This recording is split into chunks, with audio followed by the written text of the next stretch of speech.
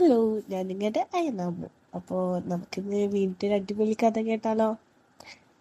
പുതിയ കഥയൊന്നുമില്ല, നമ്മൾ മറ്റേ മമ്മിയുടെ കഥ കേട്ടില്ല. അപ്പോൾ അതിൻ്റെ ബാക്കി എന്താണെന്ന് നിങ്ങൾക്ക് അറിയണ്ടേ? അപ്പോൾ അതിൻ്റെ കഥയുടെ തുടർച്ചയിലേക്ക് പോയാലോ? പോവല്ലേ? അപ്പോൾ ഇങ്ങനെ മമ്മിയൊക്കെ ചിരിച്ചുകൊണ്ടൊക്കെ പോയില്ലേ?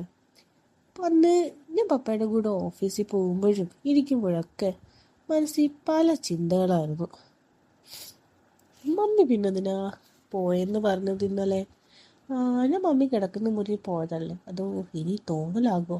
എന്തൊക്കെയോ സംഭവിക്കുന്നുണ്ട്, എനിക്ക് മനസ്സിലായി. പ്രവീണിനെ വിളിച്ചു, കാര്യമൊക്കെ പറഞ്ഞു. പ്രവീണാണെ വൈകിട്ട് കാണാമെന്നും പറഞ്ഞു. വർക്ക് കഴിഞ്ഞ് പപ്പയോടൊപ്പം തിരിച്ചു വരുന്ന വഴിക്ക് ഞാൻ പ്രവീണിൻ്റെ സ്ഥലത്ത് ഇറങ്ങി. പ്രവീൺ എന്നെ നോക്കി നിൽപ്പുണ്ടായിരുന്നു അവിടെ. എന്നെ കണ്ട പാടെ പ്രവീൺ വിളിച്ചു. ഞങ്ങളൊരു തെങ്ങിൻ തോപ്പിലേക്ക് പോയി. അവിടെ ചെന്ന് ഒരു ആളൊരു പറമ്പ്, അതായത് കവുങ്ങും തെങ്ങൊക്കെയുള്ളൊരു അടിപൊളി സ്ഥലം. അപ്പുറത്താണ് ഒരു പാടം. ഞങ്ങൾ ഒരു വശത്തായിട്ടിരുന്നു. അപ്പോൾ പ്രവീൺ ചോദിച്ചു, നീ ഫോൺ വിളിച്ചപ്പോൾ ഞാൻ കരുതി വേറെ എന്തെങ്കിലും ആയിരിക്കുന്നു. ഇത്രത്തോളം പ്രതീക്ഷിച്ചില്ല സാർ. ഞാനും, പക്ഷെ എനിക്ക് വിശ്വസിക്കാൻ പറ്റുന്നില്ല. പ്രവീൺ പറഞ്ഞു. എന്നിട്ട് മമ്മി എന്താ പറഞ്ഞേ? എന്ത് പറയാൻ, അയാൾ പോയിന്നാ. പക്ഷെ രാത്രി റൂമിൽ കണ്ടപ്പോൾ പറഞ്ഞു. പക്ഷെ രാവിലെ അപ്പൊ സ്വപ്നം കണ്ടതാവുന്ന ആരാ പറഞ്ഞേ? ആള് തന്നെ. അപ്പൊ പപ്പ എല്ലായിരുന്നു നിന്റെ? അപ്പൊ സാം പറഞ്ഞു, ഉണ്ടായിരുന്നു, എണ്ണിട്ടില്ല, നല്ല ഓവറായിട്ടാ കിടന്നത്. അപ്പൊ പ്രവീൺ ചോദിച്ചു, നീ ശരിക്കും കണ്ടോ? സാം ചോദിച്ചു, എന്ത്? മമ്മിയെ തുണിയില്ലാണ്ട്. അപ്പൊ സാം ചോദിച്ചു, അങ്ങനൊന്നും കണ്ടില്ലടാ, പക്ഷെ മമ്മി തന്നെ പറഞ്ഞു ഡ്രസ്സില്ലാന്ന്. പ്രവീൺ, തുണിയില്ലാണ്ട് നിന്റെ മമ്മിയെ റൂമിൽ എന്ത് ചെയ്യാനാ? ഓ, സാമാന്യം ചൂടായണ്ടെന്നോ പറഞ്ഞേ. നിനക്ക് കയറി നോക്കാൻ പാടില്ലായിരുന്നു, സംശയം ഉണ്ടായിരുന്നു. അപ്പോൾ അതെങ്ങനെ? Mummy door തള്ളിപ്പിടിച്ച് നിൽക്കല്ലായിരുന്നു. ഓ, നീ അവിടെ നിന്ന് സൗണ്ട് കേട്ടത് നേരാണോ? ഞാൻ പറഞ്ഞു, അതേടാ, പിന്നെ രാവിലെ അയാൾ ആ റൂമിലും മമ്മിയുടെ റൂമിലും ആയിരുന്നു. അപ്പോൾ പ്രവീൺ പറഞ്ഞു, ഇന്നലെ കളിയൊക്കെ കഴിഞ്ഞ് മമ്മി റൂമിലേക്ക് പോയതാണെങ്കിലോ? സാമാന്യം അതൊന്നും അറിയില്ല. പക്ഷെ സത്യം പറഞ്ഞാൽ നിന്റെ മമ്മ സൂപ്പറാണ്. അത് വളച്ചിട്ടുണ്ടാവും, കളിക്കാറും ഉണ്ടായിരിക്കും മുമ്പ്. സാം പറഞ്ഞു, അങ്ങനൊന്നും ഉണ്ടാവില്ല, ഇടയ്ക്കൊക്കെ അങ്ങനെ വരാറുള്ളൂ ആള്. ഇവിടെ ചോദിച്ചു, അതൊക്കെ നീ നോക്കുമ്പോ മിക്കപ്പോഴും കാണുന്നുണ്ടാവും നിന്റെ മമ്മി. ഒരു കുതിരയാണ് ആള്. സംബന്ധിച്ചു, കുതിരയോ? യാ, അതൊക്കെ ഇഷ്ടം കൂടുതലുള്ള കാന്റിമാരില്ലേ, അപ്പോൾ ഞങ്ങളാളെ കുതിരയെന്നാ വിളിക്കാം. അതിന് മമ്മിയെ കണ്ടാൽ അങ്ങനെയൊക്കെ തോന്നും. ഞാൻ പറഞ്ഞു, അത് നീ കണ്ടില്ലല്ലോ മമ്മി ഇതാക്കുന്നത്. സാമാന്യം അനാവശ്യം പറയല്ലടാ, അങ്ങനെ ഒരാളാണെന്ന് എനിക്ക് തോന്നില്ല എൻ്റെ മമ്മി. പ്രഗ്നൻ്റ്. ഇവനൊക്കെ എവിടുന്ന് വരുന്നു? കളിക്കാതെ ഇഷ്ടമുള്ള ആന്റിമാർ മുന്നിൽ വന്ന് നിൽക്കില്ല, വളച്ച് കളിക്കണം. ആ തമ്മിടുക്ക് എന്നെ കണ്ടില്ല, എത്ര എണ്ണത്തിന് ഇങ്ങനെ ഇതാക്കിയിട്ടുണ്ടെന്ന് അറിയും. അപ്പോൾ സാം പറഞ്ഞു, അതിന് നമ്മളെപ്പോലുള്ളവരോട് ആന്റിമാർക്കൊക്കെ താല്പര്യം ഉണ്ടാവും. പ്രവീൺ പറഞ്ഞു, താല്പര്യമൊക്കെ ഉണ്ട്, കിളവന്മാരെ കൊണ്ട് പറ്റാത്ത വെറൈറ്റി കളികളൊക്കെ അതനുസരിച്ചിട്ട് ഇതാക്കുന്നത് നമ്മളെ പോലത്തെ ഇതാക്കല്ലേ. അപ്പം അതിൻ്റെ ഒരു ത്രില്ല് തോന്നണം, അത് അത്ര മതിയുള്ളൂ അവർക്ക്. അപ്പോൾ ഇന്നലെ മമ്മി ഡേവിഡ് ചെയ്തിട്ടുണ്ടെന്ന് എന്നാ നീ പറയുന്നത്? ഉണ്ടാവും, വേറെന്തേലും പറഞ്ഞു കാണുകയോ ചെയ്തോ? അയാൾ പോകാൻ നേരം മമ്മിയോട് പറഞ്ഞത് ഏത് മിസ്സെങ്കിലും സോറി പറയാൻ പറഞ്ഞിട്ടാ പോയെ. ഞാനത് മമ്മിയോട് പറയുകയും ചെയ്തു. പ്രവീൺ ചോദിച്ചു, എന്നിട്ട് മമ്മി എന്തു പറഞ്ഞു? മമ്മി അപ്പോൾ ചിരിച്ചു, അത്രേ ഉള്ളൂ. പ്രവീൺ, വേറെ ഒന്നുമില്ലേ? പിന്നെ രാവിലെ ആ റൂമിൽ നേരിട്ടൊരു ഇതൊക്കെ കിടപ്പുണ്ടായിരുന്നു. അപ്പോൾ പ്രവീൺ പറഞ്ഞു, അപ്പോൾ ഇന്നലെ നിന്റെ മമ്മി അയാൾ നല്ല ഉണ്ടാക്കിയിട്ടുണ്ട്, നല്ലതുപോലെ ഉണ്ട്, ഉറപ്പാ. സാമമ്മി, മമ്മി ചൂടെടുത്ത് ഊരി എന്നല്ലേ പറഞ്ഞേ? അപ്പോൾ പ്രവീൺ ചോദിച്ചു, അപ്പോൾ പിന്നെ മമ്മി അതെടുത്ത് ഇടുവോ? അല്ലേ മാറ്റിയില്ലേ? അങ്ങനെ ഇതൊക്കെ ആവുമ്പോഴല്ലേ അതൊക്കെ എടുത്ത് മാറ്റുക. അവർക്കൊരു ത്രില്ല് സുഖമൊക്കെ വേണ്ടേ? സാം ചോദിച്ചു, ഇനി എന്താ വഴി? പപ്പയോട് പറഞ്ഞാലോ? പ്രവീൺ ചോദിച്ചു, നിൽക്കട്ടെ, ഉറപ്പിച്ചിട്ട് മതി, സംഭവം കണ്ടില്ലല്ലോ നേരിട്ട്. സാം പറഞ്ഞു, അത് നല്ല കമ്പനിയാണ് പപ്പയ്ക്ക്, മിക്കപ്പോഴും അയാളാണ് കമ്പനിയൊക്കെ നോക്കാറും കൂടെ കുടിപ്പിച്ച് കിടക്കും. ഇതിലൊക്കെ ഞാൻ ചോദിച്ചു പോലുമില്ല, ബീർ വാങ്ങി തരുകയും ചെയ്തു. പ്രവീൺ പറഞ്ഞു, അതുകൊണ്ട് എന്തായി, നീയും പപ്പയെ ഉറങ്ങിയപ്പോ അയാൾ നല്ലോണം മമ്മി കയറി ഇതാക്കിയില്ലേ.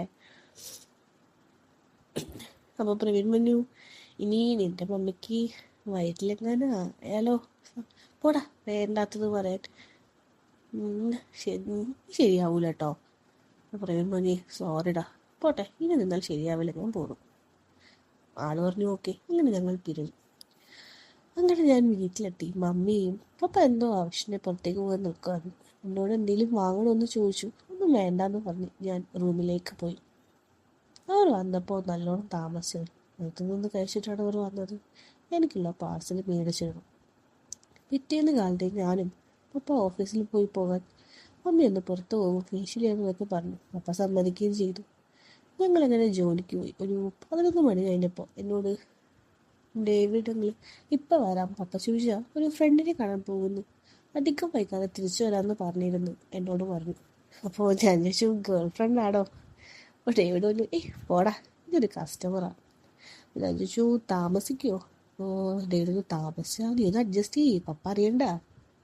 അപ്പോൾ സാം പറഞ്ഞു, അപ്പോൾ ഇന്ന് എന്തെങ്കിലുമൊക്കെ നടക്കുമില്ലേ? അപ്പോൾ ഡേവിഡ് പറഞ്ഞു, ഇടയ്ക്കൊക്കെ നടന്നില്ലെങ്കിൽ പിന്നെ എന്ത് ജീവിതമാടാ, കാറിൻ്റെ കീ ഞാൻ എടുത്തേ. അപ്പോൾ സാം പറഞ്ഞു, ഓക്കെ, എന്നാൽ ഞാൻ കൂടെ വരണോ? അയ്യോ ചതിക്കല്ലേ, നീ വന്നാ അവർ പിന്നെ വരില്ല. അപ്പോൾ സാം പറഞ്ഞു, എന്നാ പോയി അടിച്ച് പൊളിക്ക്. ഡേവിഡ് അപ്പം പറഞ്ഞു, അടിയൊക്കെ ഉണ്ട്, പൊളിഞ്ഞതാ കുറച്ച്. അപ്പോൾ അയാൾ പുറത്തേക്ക് പോയി.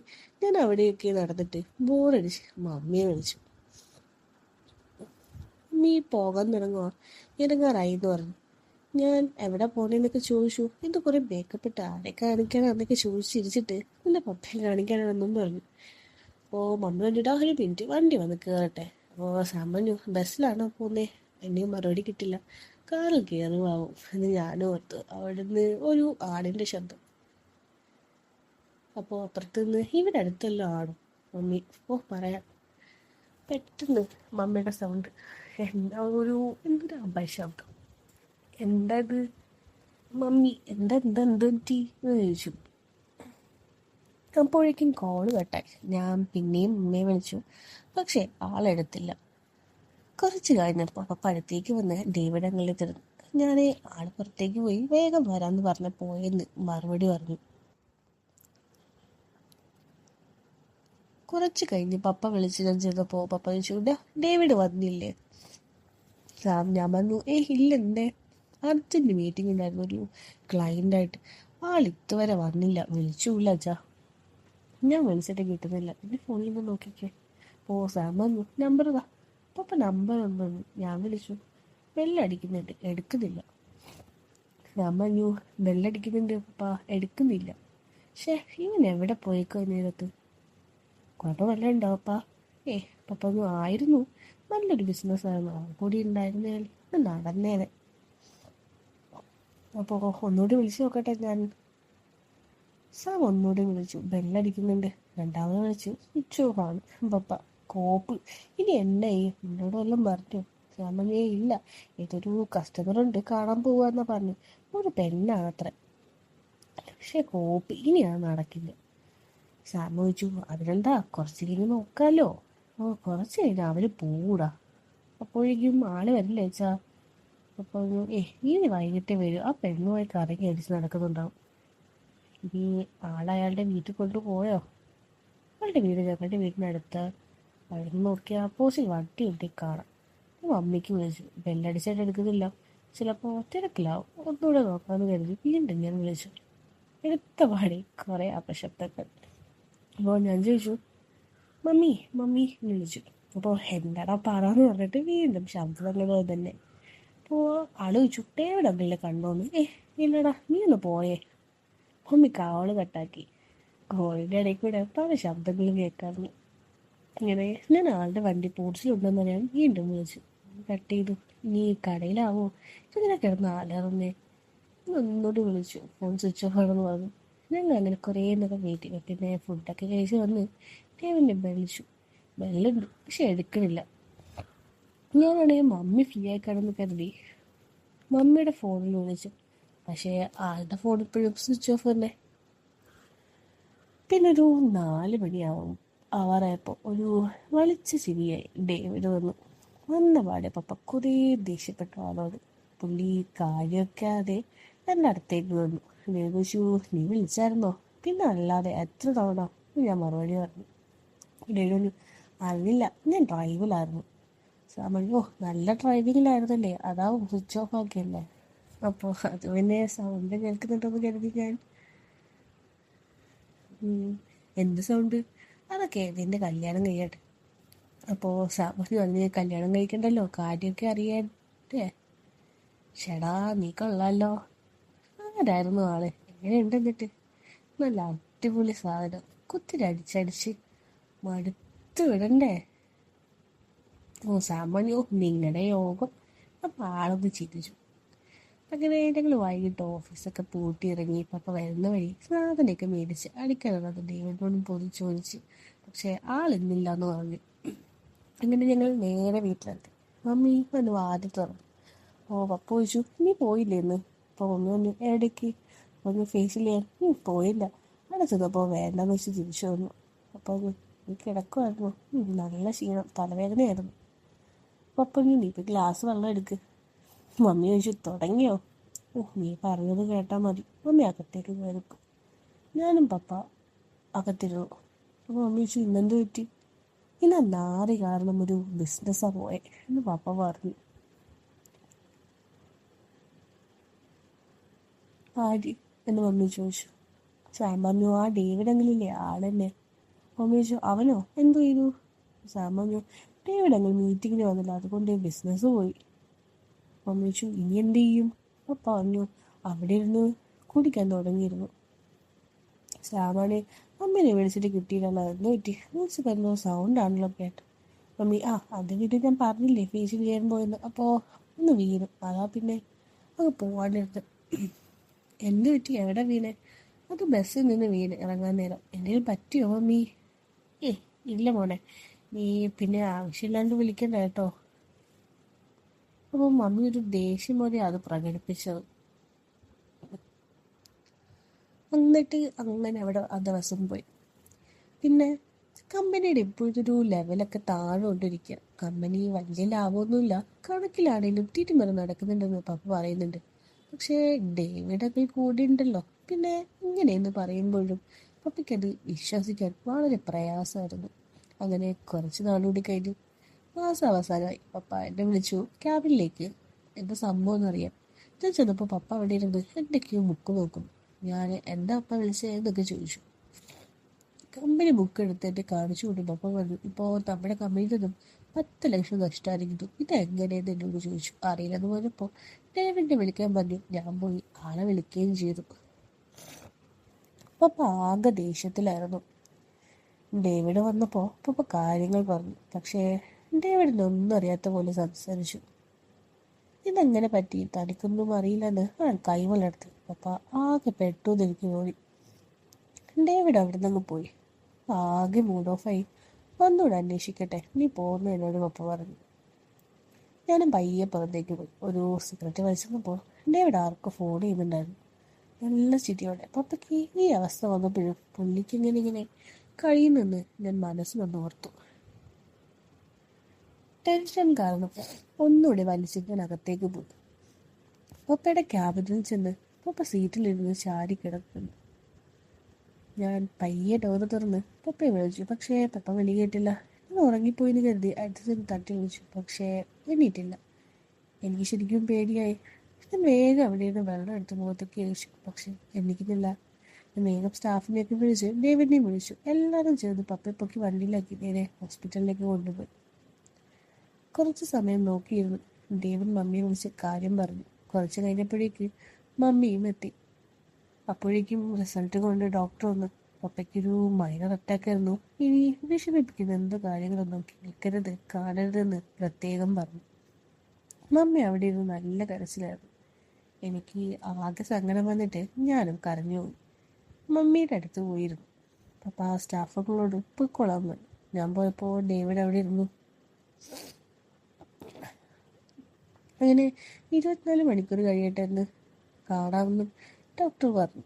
അപ്പോൾ പൈസയുടെ ഷോക്കായിരിക്കുന്നത് എനിക്ക് മനസ്സിലായി. ഡേവിഡ് പോയി ഒരു റൂം എടുത്തു. എനിക്ക് മമ്മിക്കുള്ളത്. ഡേവിഡാണെ പോയിട്ട് വരാമെന്ന് പറഞ്ഞ് പോവുകയും ചെയ്തു. പിറ്റേന്ന് കാലത്ത് ഡോക്ടർ വന്നപ്പോൾ കയറി കണ്ടോളാൻ പറഞ്ഞു. മമ്മി വേഗം പപ്പയുടെ അടുത്തേക്ക് ഓടി. കൂടെ ഞാനും ഉണ്ട്. അവിടെ ചെന്നു. പപ്പ ഇപ്പോഴും എന്തൊക്കെയോ ആലോചിച്ചിരിക്കുമായിരുന്നു. മമ്മി പപ്പയെ സമാധാനപ്പെടുത്തി. എന്നാലും ആള് കുറച്ച് കരയുന്നുണ്ടായിരുന്നു. ഞാനും പപ്പയ്ക്ക് ആശ്വാസമേകി അടുത്തന്നിരുന്നു. പപ്പ ഡേവിഡിനെ തിരക്കി. ഇന്നലെ വന്നിട്ട് പോയി, രാവിലെ വരാമെന്ന് പറഞ്ഞു എന്ന് മമ്മി പറഞ്ഞു. പപ്പ ആകെ ഒരു ബുദ്ധിമുട്ട് അനുഭവിക്കുന്നുണ്ട്. ഒരാഴ്ച കിടന്നിട്ട് പോകാമെന്ന് ഡോക്ടർ പറഞ്ഞു. വലിയ വില്ലൊന്നും ആവില്ലെന്ന് ഡോക്ടർ പറഞ്ഞു. ഞങ്ങൾക്കും അതൊരു ആശ്വാസമായിരുന്നു. അങ്ങനെ കുറച്ച് കഴിഞ്ഞപ്പോൾ ഡേവിഡ് വന്നു. പപ്പയോട് സംസാരിച്ചു. അന്ന് രാത്രി ഡേവിഡ് എന്നോട് പറഞ്ഞു, പോയിക്കോളാൻ, ഞാൻ ഇവിടെ നിൽക്കാം. ഇന്നലെ ഉറങ്ങിയില്ലല്ലോ, ഇനി കാലത്ത് ഓഫീസിൽ പോകണമെന്ന് എന്നോട് പറഞ്ഞു. ഞാനതനുസരിച്ചിട്ടു. അങ്ങനെ ഞാൻ വൈകിട്ട് വീട്ടിലേക്ക് പോയി. രാത്രി കഴിക്കാൻ പൈസ വേണ്ടേ എന്നറിയാൻ മമ്മിയെ വിളിച്ചു. പക്ഷേ എടുത്തില്ല. കുറച്ച് കഴിഞ്ഞ് മമ്മി തിരികെ വിളിച്ചു. മമ്മി കുളിക്കുമായിരുന്നു എന്ന് പറഞ്ഞു. അതാ എടുക്കാൻ ചെന്ന് കാണുമ്പോൾ ആള് പറഞ്ഞു. മാറാൻ ഡ്രസ്സ് ഇല്ലല്ലോ എന്ന് പറഞ്ഞപ്പോൾ ഡേവിഡ് പുറത്തുനിന്ന് വാങ്ങിത്തന്നു. കുഴപ്പമൊന്നുമില്ല എന്ന് പറഞ്ഞു. ഫുഡിൻ്റെ കാര്യം ചോദിച്ചപ്പോൾ പുറത്തു പോയി കഴിച്ചോളാന്ന് പറഞ്ഞു. എനിക്കൊരു ആശ്വാസമായി. സമയം ഒരു 10 മണിയായി. പപ്പ ഇപ്പോൾ ഉറയും കാണുമെന്നറിയാൻ ഞാൻ മമ്മിയുടെ ഫോണിൽ വിളിച്ചു. ആ എന്താടാ? ഓ, ഞാൻ ചോദിച്ചു. മമ്മി പപ്പ ഉറങ്ങിയോ? മമ്മി പറഞ്ഞു, അറിയില്ല, ഉറങ്ങിക്കാണും. അപ്പോൾ സാമ ചോദിച്ചു, മമ്മി പപ്പ എവിടെയാ? റൂമിൽ. അപ്പം വീണ്ടും കുറേ ശബ്ദങ്ങൾ. അപ്പം സാമ ചോദിച്ചു, എന്താ മമ്മി? മമ്മി പറഞ്ഞു, ഏയ് ഒന്നുമില്ല, വേഗം പറ എന്താന്ന് വെച്ചാൽ. ഞാൻ പറഞ്ഞു, മമ്മി പപ്പയുടെ കൂടെ അല്ലേ? അല്ലാന്ന് പറഞ്ഞിട്ട് വീണ്ടും കുറേ ശബ്ദം. വേഗം തന്നെ ഫോൺ അങ്ങ് കട്ടായി. ഞാൻ ഒന്നുകൂടി വിളിച്ചു നോക്കി, പക്ഷേ എടുക്കുന്നുണ്ടായില്ല. അങ്ങനെ 2 ദിവസം കഴിഞ്ഞ് ഡേവിഡ് മമ്മിയും കൂടി പപ്പയെ ഹോസ്പിറ്റലിൽ നിന്ന് തിരികെ കൊണ്ടുവന്നു. പപ്പ ഇപ്പോൾ പഴയ പോലെയല്ല. റെസ്റ്റ് എടുക്കാൻ പറഞ്ഞു. വല്ലാണ്ട് ക്ഷീണമൊക്കെ ആയിട്ടുണ്ട്. പഴയ പോലെ നടക്കാനൊന്നും ആവുന്നില്ല. മമ്മിക്ക് അതിൻ്റെ വിഷമം ഉണ്ടാവും മനസ്സിലെന്ന് എനിക്ക് തോന്നി. മമ്മിയാണിപ്പോൾ തൊട്ടതിലെന്തെങ്കിലും ദേഷ്യമാണ്. പപ്പയ്ക്കിപ്പോൾ കമ്പനി പോകാനും വയ്യ. കമ്പനി നോക്കിപ്പോയില്ലെങ്കിൽ ഇനിയും നഷ്ടം വരുമെന്ന് ഡേവിഡ് പപ്പയോട് പറഞ്ഞു. മമ്മി അവിടെ കൊണ്ട് ഒന്നിരുത്തിയാൽ മതി, ബാക്കി ഞങ്ങൾ നോക്കിക്കളാന്ന് ഡേവിഡ് പറഞ്ഞു. എന്നെ കൊണ്ട് പപ്പയെ സമ്മതിപ്പിച്ചു അയാൾ. പപ്പയെ നോക്കാനായി ആരും വേണ്ട, കഴിക്കാനൊക്കെ പപ്പ സ്വയം ചെയ്തോളാം. അങ്ങനെ ഒരു അടുത്ത തിങ്കൾ തൊട്ട് മമ്മിയും ഞാനും ഡേവിഡും കൂടി കമ്പനിയിലേക്ക് പോയി.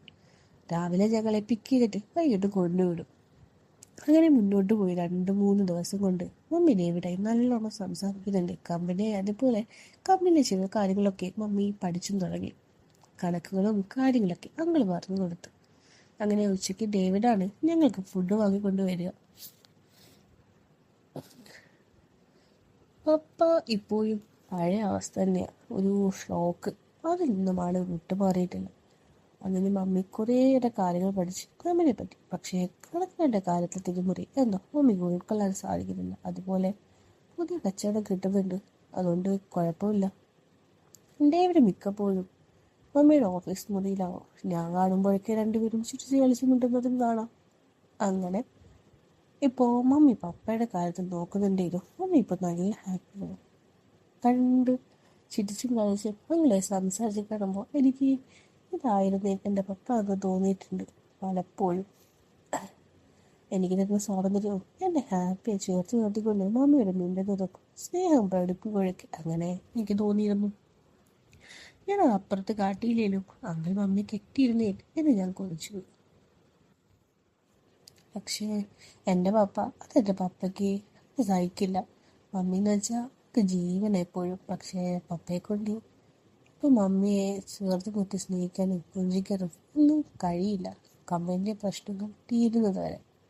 ഇപ്പോൾ മമ്മി ഇപ്പോൾ ബ്യൂട്ടി പാർലറൊക്കെ പോയി തുടങ്ങി, ഭംഗിയൊക്കെ കൂടി, ചുരിദാറൊക്കെ മാറ്റി സാരിയാക്കി. എത്ര പെട്ടെന്ന് മമ്മിക്ക് ഇങ്ങനെ മാറ്റം വന്നതെന്ന് ഞാൻ അതിശയിച്ചു പോയി. മമ്മിയാണെങ്കിൽ പഴയതിനേക്കാൾ സുന്ദരിയായിട്ടുണ്ട്. ഇടയ്ക്കൊക്കെ ആള് അങ്ങൾ പുറത്തു കമ്പനി ആവശ്യമെന്ന് പറഞ്ഞു വരുമ്പോൾ എനിക്ക് വേറെ ബിയറും ചോക്ലേറ്റൊക്കെ കൊണ്ടുവരാറുണ്ട്. അതും പതിവ് തന്നെയായിരുന്നു. എങ്ങനെ വൈകിട്ട് വീട്ടിൽ വല്ലപ്പോഴും കയറാറുണ്ട്.